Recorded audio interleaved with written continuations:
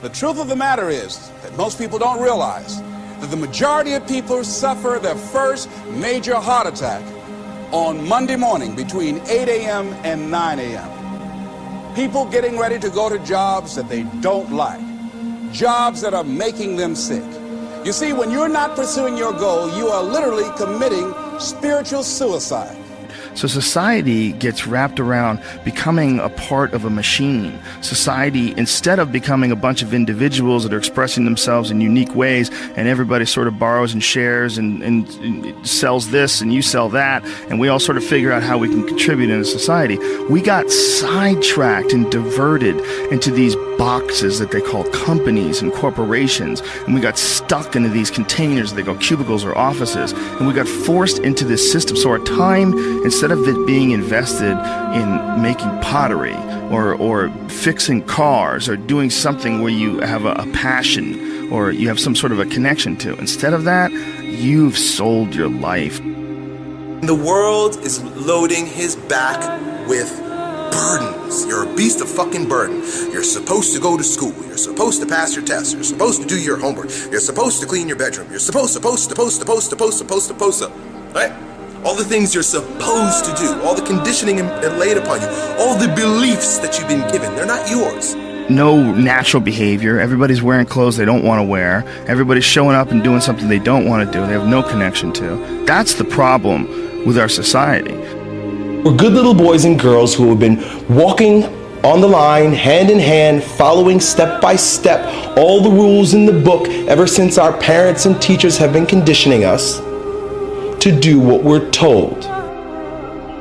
No society wants you to become wise. It is against the investment of all societies. If people are wise, they cannot be exploited.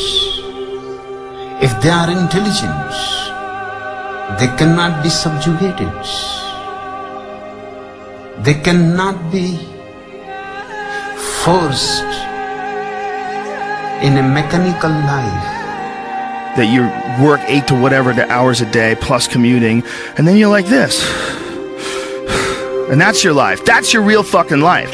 To step outside the bounds of the mental slavery that you're holding on to that was imposed on you by your parents, the teachers, society, and all of the institutions at large. They want to keep you mediocre, bland, vanilla, a square person in a square hole.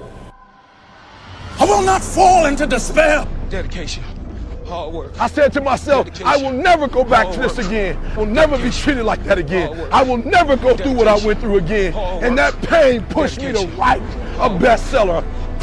All these supposed tos that the world tells us is all over this dragon. And here comes this dragon, thou shalt, and you're carrying this burden that the world has laid upon you.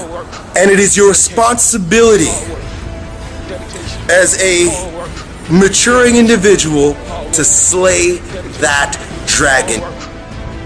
You either bow down and you continue to live your life as a beast of burden, or you slay that fucking dragon. And by slaying that dragon, you become a lion. And that lion's name and his attitude is I will and no. Dedication, hard work. I'm a one-man army. One-man army. The world can go against me. I'm still come on top. I got God on my side. What is it that will make it worth it for you?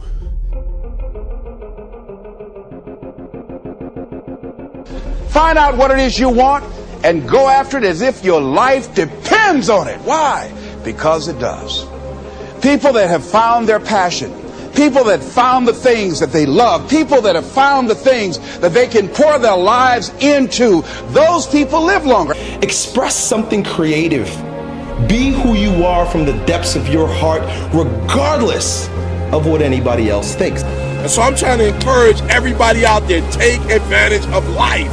Get busy living. Man, for real, the window closes so quickly on life and on opportunities. And so when you got an opportunity, you got to take it. You feel me? When you have an opportunity, you got to take it. George Washington Carver would say, do what you can, where you are, with what you have, and never be satisfied. She talked about a man who had been captured behind the enemy lines in a war and was sentenced to be killed or another option. The captain said to the guy, listen, he said, tomorrow morning at 6 o'clock you can face the firing squad, or you can go out this door over here. And the guy said, what's out the door? He said, no one knows. All we can tell you is just unknown horrors. He thought, and the next morning he selected the firing squad. After the shots rang out, the captain's secretary said, what's beyond that door? And he said, freedom. And so I was blessed because I went through so much pain that pain actually pushed me. Oh, you better hear what I'm telling you today. I'm telling you that pain pushed me to prosperity. That pain pushed me to greatness. Takes guts. You got to dig down deep to gut it out. Keep on going again and again and again. Nobody believes in you. You've lost again and again and again. The lights are cut off, but you're still looking at your dream, reviewing it every day and say to yourself, it's not over until I win. Don't quit! Don't quit! Don't quit! Rock Kelly, you don't quit!